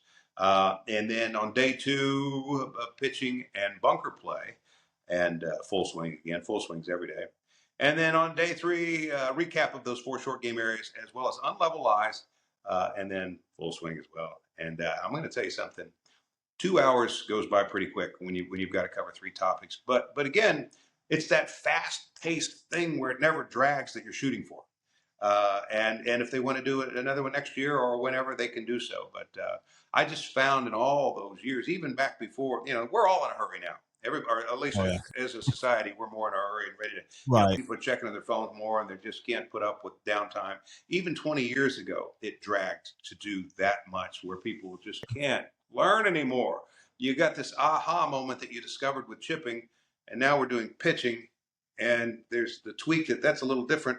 But now I'm confused. These 2 aha moments are in conflict, and so minimize it to a couple of hours, and then they can walk away retaining the most. And so that's what we've done. Yeah, and that's a great point as well, because I think you're right. I think a lot of people, you know, our time restrictions are much different than what they used to be. I mean, you know, people are working in some cases longer hours. People have more family obligations, and there's just that sort of a faster pace, and people just don't want to spend. I mean, even with golf, and I'm sure you guys have noticed this, and maybe you've already done it, or you're thinking about making some adjustments, but you're seeing people come out and say, you know, as an example, you know, I don't know if I want to play for, you know, 4 hours or 5 hours or whatever anymore. And, you know, I'd like to play some holes, but I don't even know if I want to play 9. Are you guys looking at that, or do you offer that at this time where resort, and I'm talking about resort guests mainly, but where they're saying, hey, I don't know if I want to do 18 anymore. I want to maybe just do 9 or even, you know, other options, 6 holes. Is that something in the afternoon, we have a 9-hole rate. I mean, there's no 6-hole rate unless we have something special going on where something's happening. But yeah, in the afternoon we have 9-hole rates. You know, and as it goes, the tee sheet is so, you know, we get a lot of rounds in, and so it's probably not. It's not a good thing for us to have 9-hole rounds going out in the morning, right in the middle of. No, of course not. But yeah, in the afternoon, that's certainly something that's offered every single day. And yeah, people are.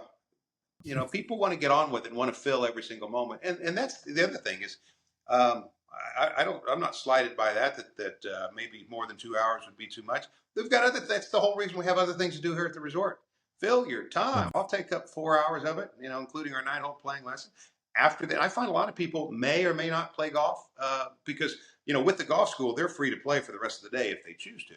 Often 2 buddies who are here on doing the golf school together will go ahead and play. They'll play till dark. That's the whole reason they're here. But a husband and wife will say, you know what, we're going to go over to the beach, and then we're going to go to dinner tonight. So we're done. The golf school's over at 3. We're going to go make the rest of our vacation doing something else. And that's great. What do you? And this might seem like a rhetorical question, but what do you love most about your job? Oh, So think of it like here's the thing. You know, if you listen to 2 people sitting at the bar, for instance, talking about golf, And Fred and Joe. And Fred says, "Man, I haven't made a putt inside of 6 feet in 2 weeks." And Joe say, "Well, yeah, I haven't hit a fairway." And then he'll say something about his own game. He'll say something about his own game. Neither one of them care at all about the other one's golf game. They're just making this isn't a conversation. This is two guys making loose statements about their own game with no concern whatsoever for the other guy. Right. Golfers are like that. It's that kind of game. And so I am that other guy who cares about your game for that time that we're together. And because of that's a very special role and feels quite good to the individual, to the student. Hey, finally, someone's asking me and asking second and third level questions about my experiences. And so I feel what I love about my job. I love how people feel walking out of here because, I'm a teammate. I'm making sure that we addressed exactly what their goals were before before designing the lesson, before embarking upon what it is we did. But it feels good to be a teammate. I'm a teammate. And when people send me emails a week later going, "Hey man, you're not going to believe this. I had a rough round the day after, but the day after that, I shot my best ever." What's better than that? We're all, every single one of us who play golf, it doesn't matter the level, are in it for the same thing. And that is we want a good round for us, whatever that standard is. That's all any of us want. When someone finally makes that putt to beat their friend for the first time ever, that means as much to him as it does when a tour player wins his first tour event. It's what it means to the individual. And it really is apples to apples in that way. So when you keep that in mind and realize that this is a big deal and that you get to be part of that, it's pretty special. Yeah, I've played with that foursome. That's very competitive. And I mean, you would think you're playing in the Masters, or the U.S. Open or something like that. And they're like, I mean, it's like, come on, just putt the ball. And they're, no, hang on a minute, man. I've got to, and they're lining up for, it seems like forever. And it's like, come on. But, you're right. It again, I think this is why so many people love this game. I mean, you can get out there and struggle like no end. And then all of a sudden you hit that one pure shot and you're right parked up next to the hole, your approach shot, or you get on there and you've got that,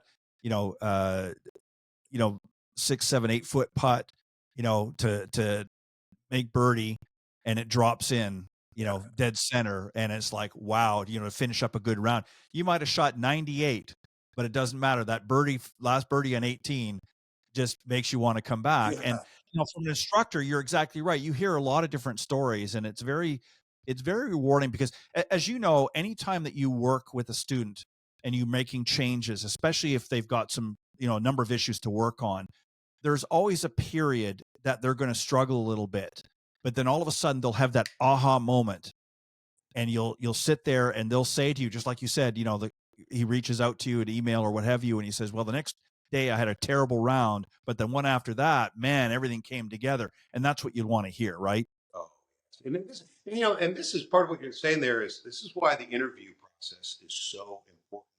You've got to know what they have tried in the past. You've got to know what they're thinking. Now, there's some people, unless you ask, you'll never find out that what they're intentionally trying to do is the exact opposite of what they should be doing.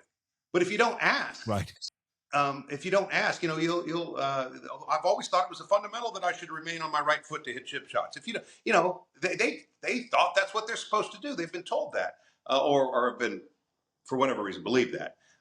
You've got to find out what it is they're trying to do, what experiences they've had, and here's the thing: it's really rewarding when they've been unsuccessful in the past, and come to you a little bit negative about their chances. 4 different guys have tried to get rid of my slice, so I really don't expect much of you, but maybe you can help some. And then we get that thing turned into a draw before the thing's over. And they look at you like you returned their lost child. They're going, oh my God, I didn't believe. And when with that particular fix, of course, it's another 25 yards. Right. So, it's just such a wonderful thing, particularly when in the past they've been unsuccessful in that pursuit. And, nothing gets its reward like perseverance and patience. And so for them to hang on and try one more time and finally make it work, it's awful fun to be part of that process. Yeah, for sure. And you're right. It's the look on their face especially when they've been working on for something for so long and just can't seem to put it together. And, they spend an hour with you and all of a sudden, there's a major change, and they go with an excitement, and they're enthusiastic again, because this was one thing. It was interesting, a few years back, just prior to COVID, and I know this, but there was a lot of folks that were struggling with their game, and they just, especially some of our older golfers, and they're just like, I just can't do it anymore. I'm just really struggling with the game. And then COVID came, and of course everybody got tired of sitting inside, so they wanted to come back out. So there's kind of a resurgence, and it was really an opportunity for the industry to say, okay, let's try to make this more fun.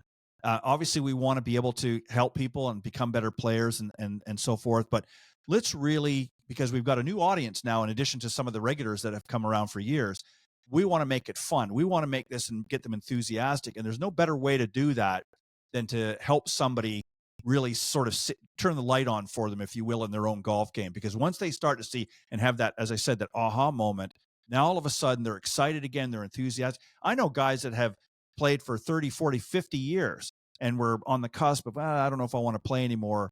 And then all of a sudden you give them that little spark, and they're out there outpacing their buddies in the foursome. And it's like, wow, what happened here? What got lit under your feet? And it's just because they just had struggled for so long.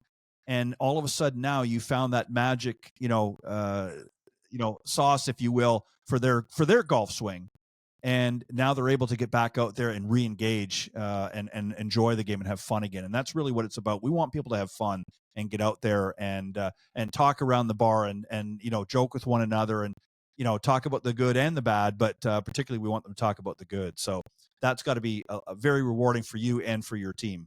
Absolutely. Right? It's funny you say that. I had a gentleman come to me the other day, and he's saying, "Listen, I want you to meet my grandson and tell me what you think about his potential, because he's a baseball player, but I want to get him into golf. And if you think he has potential, he's such a good baseball player. He's been playing since he was a kid. He's already getting looked at by all kinds of colleges. But I think if he picked up golf, he could get the same thing with golf." And he says, and I want you to look at him and you tell me if you think that this is a pursuit he should follow. I said, hey, you don't have to have that to introduce him to golf. Golf isn't just for the guy who's going to take it to the highest level. Right. How about just all the people he's getting? Yes, introduce him to golf, all for it, but don't give up baseball. No. If he's got stuff going on, golf is more than something you can only enjoy because it takes you somewhere because of your ability. Go out and play the game. All the people you get to meet, all the different wonderful places you get to spend time at. I mean, it is in so many ways a great game. And if you're really crazy about the game itself, obviously that's a bonus. If you just can't get enough golf, there have been times in my life when I was particularly when I first started playing, that I would rather be with someone I didn't really care for on a golf course than be with my best friend anywhere else. I loved golf. It was just like, and it didn't have to be a good golf course. It just had to be some place that had a fairway and some greens and a hole that's 4.25 inches in diameter. And when that's where you are with your golf, it's a fun game. You'll go up to the starter and say, put me with anybody. I'll play with anybody. I just want to play golf. Yeah. And so it's a good game. Yeah, my earlier days, that's what I did a lot of. I always would go and because sometimes my friends, for whatever reason, weren't able to play, and I would just go up to the local course and I would say, throw me in with a group, and they would, and I always had a lot of fun. And I got to be honest, and all kidding aside, but I really enjoyed playing with the ladies. They were always the biggest laugh because, and especially in that time, I'm talking, 30, 40 years ago now, but, they weren't as accomplished at the time. Now, we've got some great lady golfers out there, but, earlier on, they weren't as many out there, but you know what? They had fun. They made the most of the experience. They didn't care. They'd pick the ball up and move to the next hole. They knew, they understood that, but they just had the best fun. And I used to enjoy it. And in fact, I enjoyed it sometimes better with them than I did with some of the guys, because the guys would get so serious and, the throwing that you want to talk about snapping shafts. You'd get these guys and they'd be snapping. I can't believe I hit that darn tee shot, and and whatever. And the next thing the club head's flying off in the distance. But so it's all how you approach the game. And I think from everything I'm hearing from you tonight is you guys at Horseshoe really, really want people to come. And it's not just about great golf. Obviously, that's a thing that you're focusing on for personal reasons. But it's a great resort for the family. It's a great resort for anybody that wants to come. There's all kinds of things to do, great restaurants there as well, great eating opportunities. And again, it's very, very accessible for a lot of people. And it's a big property. It's a lot bigger than what a lot of people realize. There's a lot. I mean, you've got the golf courses, and you've got the water, and you've got all kinds of things, and a lot of great accommodations to stay at as well. Any final thoughts? Then we're going to give them the website so they can go and check it out and start making some of their own arrangements. What I would leave anybody with is as I said before, I'd never heard of this place, and for all my entire life, I always had that sense that I'm going to move on yet. I haven't yet found home, and this place, once you get here, it's so relaxing. I've got friends and family who come every single year because they, some don't even play golf. They just, the vibe. It's almost like there's this protective dome over this wonderful place, away from the cruelties of the world. It's a magical, magical place. Horseshoe Bay is, even without the lake and the golf, but it has both of them. I would recommend anybody come to the Texas Hill Country, stay at Horseshoe Bay. If you like wineries, there are dozens and dozens of those within a short driving distance, in addition to all there is to do here at the resort. And so, but don't take my word for it. Check it out online. Go on there. We've got a world-class, award-winning spa in addition to everything else, and all the information is there. And if I can have anybody here in a golf school, 1, 2, or 3 day golf school, which is a fine accompaniment to a vacation, I think it'd be worth your while. Yeah, no excuses for your golf game. You've got an opportunity to work with Bobby and his group out at Horseshoe Bay. All right, if you want to get more information, go to hsbresort.com. That's www.hsbresort.com. All of the information there, all about the golf courses, all kinds of things. Plan your trip. Reach out to the staff there, and I'm sure they'll help make a great trip for you. Whether it's a golf trip or whether you just want to go out there and enjoy some of the other amenities that they have to offer, just go to hsbresort.com. Bobby, I want to thank you very, very much. I'm excited. I can't wait to come out there. I have not been there yet, but I've heard a lot about it, and I've been meaning to come out. And unfortunately, this year I'm not going to be able to make it, but I'm coming next year. I don't care if I got to walk. I'm coming next year, so I'll make sure that I get in touch with you. Hang on tight for a real second, Bobby. I'm going to close up here on the show. I want to thank everybody for tuning in tonight on Golf Talk Live. A special thanks to my earlier guest, Jim Endicoot, for joining me on the Coach's Corner panel, and also for my good friend and co-host, travel expert, Robert Kaufman, alongside this evening's special travel guest from Gamble Sands, Blake Froling. Thank you, Blake, for joining me as well. And obviously a special thanks to my featured guest of the night, Director of Golf Instruction at the Horseshoe Bay Resort in Texas, Bobby Steiner. Bobby, again, thank you. It's been a pleasure. My pleasure. And I will see all of you guys next week right here on Golf Talk Live. God bless everybody and have a great weekend. Thanks for joining us. We hope you enjoyed this week's broadcast of Golf Talk Live. We'd like to thank this week's Coach's Corner panel, and a special thank you to tonight's guest. Remember to join Ted every Thursday from 6 to 8 p.m. Central on Golf Talk Live. And be sure to follow Ted on Facebook, Twitter, and Instagram. If you're interested in being a guest on Golf Talk Live, send Ted an email at ted.golftalklive@gmail.com. This has been a production of the iGolf Sports Network.